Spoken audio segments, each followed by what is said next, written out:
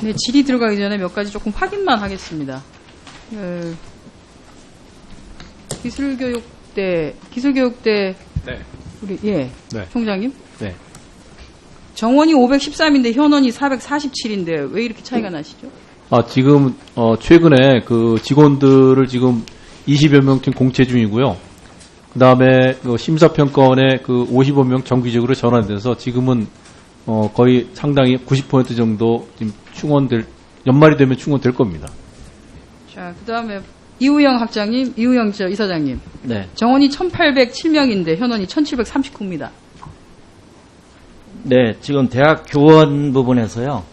예, 최근 신규 교원 임용에 네, 알겠습니다. 좀, 예. 하시겠다는 거죠. 자, 제가 좀 짚겠습니다. 지금 고용노동부가 청년 실업도 걱정하고 취업률 높이기 위해서 걱정하는데 지금 기관들 쭉 이렇게 정원 현원을 보면은 정원 현원 맞추고 있는 기관 극히 드뭅니다.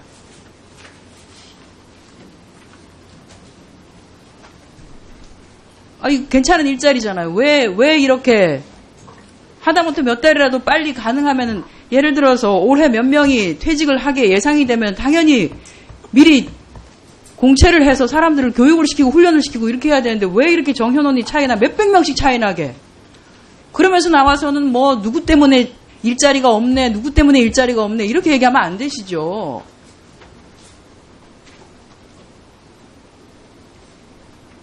노동부 지금 누가 나와 계십니까?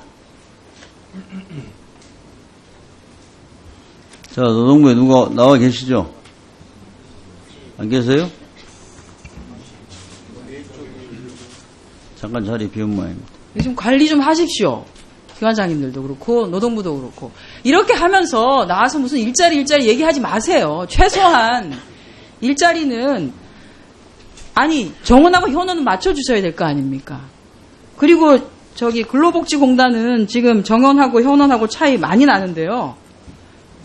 제가 많이 난다는 거는 비정규직이 지금 많아서 정원을 정상화를 해야 됩니다. 여기 무기계약직 너무 많습니다. 네, 저희도 이런 거 좀 인지하고 있고 정원 확보를 위해서 노력하고 있습니다. 이런 거 좀 위해서 노동부가 좀 노력 좀 해주십시오. 정현원도 못 맞추면서 무슨 자꾸 일자리 얘기하지 마십시다. 국정감사 하도록 하겠습니다. 박길상 중앙노동위원장께서 퇴직을 하셔서 이재응 사무처장에게 질의하도록 하겠습니다. 최근에 그 중노위에서 몇 가지 의미 있는 사실은 그 결정들을 한 바가 있습니다. 현대자동차 촉탁직 근로자들 갱신 기대권 인정도 있었고요. 그 중에서 작년에 있었던 일인데요. 모베이스 사건입니다. 파견 근로자들이 신청한 차별시정 관련해서 사용사업주하고 파견사업주에게 공동 책임이 있다. 그리고 2014년에 법 개정되면서 우리가 이제 그 손해배상과 관련해서 금전적 배액과 관련된 배상을 하도록 되어 있는 것에 대해서 300까지 가능했는데 2배까지 배액 결정 내린 것들. 그런데 해당 그 모베이스를 보면 모베이스는 삼성전자 협력업체였고요. 인천에 소재하고 있는 기업입니다.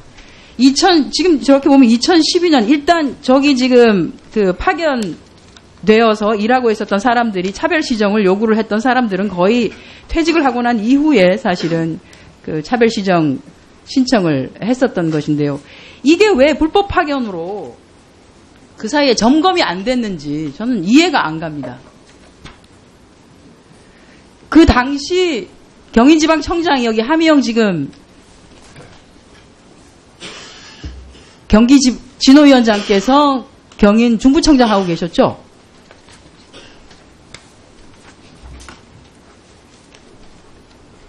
안 나와 계신가요? 불법 파견 관련해서 보면은 안산, 인천 할 거 없이 굉장히 많은 일이 일어났고 특히나 대기업 산하 1차 모베이스 경우에는 규모가 제법 있는 회사입니다. 베트남에도 공장이 있고요. 삼성 따라서 다니기 때문에. 그런데 저런 데서 일어나고 있는 불법 파견에 대해서 전혀 관리 감독하지 않았다는 거에 대해서 그리고 지금 진호위원장을 하고 계신데 제대로 좀 차별 시정이라든지 심판이라든지가 진행될 수 있도록 해주셨으면 좋겠습니다.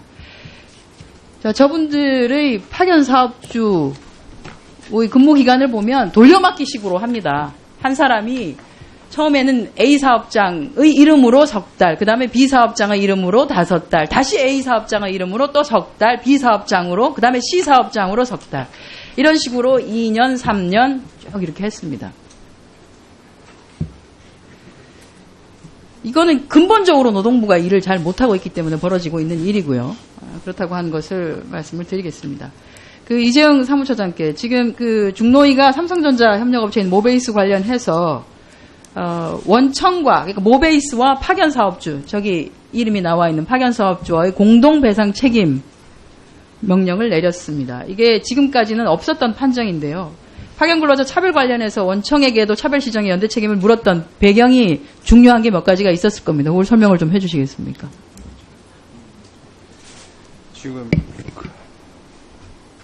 재심 판정 요지를 보면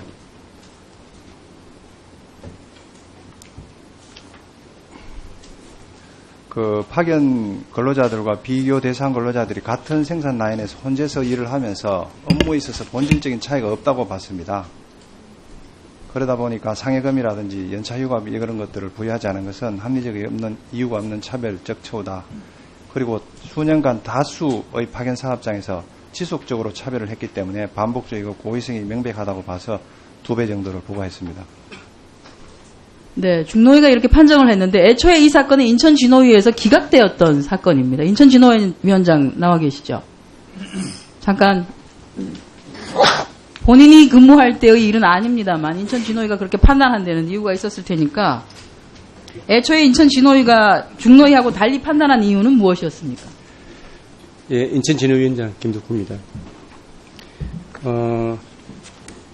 당시에 신청 취지가 상여금 차별 지급, 연차 유급휴가 미부여, 공휴일 유급휴일 미부여 등에 대한 차별추 인정에 대한 부분인데요.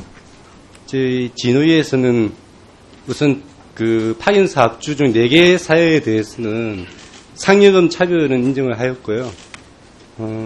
다만 이제 사용 사업주에 대해서는 그 당사자 부적격으로 이제 판정을 내렸고요. 그 다음에 파견 사업주 일부에 대해서는 제척기간이 도과되었고 또 폐업한 사업장이 있어서 그 각하 판정을 내렸습니다. 그리고 연차 유급휴가 미사용 수당에 대해서는 이것은 이제 진노위에서 다룰 사항이 아니고 근로기준법 위반으로 노동청에서 처리해야 될 사건으로 보고 그렇게 판정을 내렸습니다. 이후에 이제 중노위에서는 이와 좀 다른 판정이 내려졌고요. 네. 지금 말씀하신 것처럼 파견 사업주 중에서 폐업을 하고 나면 책임을 물을 데가 없다. 이게 지금 불법 파견의 문제점 중에 하나 아닙니까? 그런데 중노위가 판단한 이유 중에 하나는 파견 사업주와 사용 사업주가 둘이서 논의를 해가지고 상여금 적게 주자 결정을 했어요. 파견 사업주 혼자서 결정할 수 있는 일이 거의 없죠. 왜냐하면은 파견 사업주라고 하는 게 사용 사업주의 업무 실태, 생산 실태에 맞춰서 일을 해야 되기 때문에 그냥 파견 사업주가 자의적으로 판단할 수 있는 것이 아니라 사용 사업주에 따라서 달라질 수밖에 없습니다. 당연히 논의를 해서 했기 때문에 중노위에서는 파견 사업주가 이렇게 했던 것은 사용 사업주가 이렇게 하라고 했기 때문에 사용 사업주에게도 책임이 있다라고 하는 것을 정확하게 물은 것입니다. 예. 판결문을 보셨겠지만. 예. 제가 그 다음에 이게 그 진노위에서 지금 차별시정 관련해서 중노위에서 차별시정 관련해서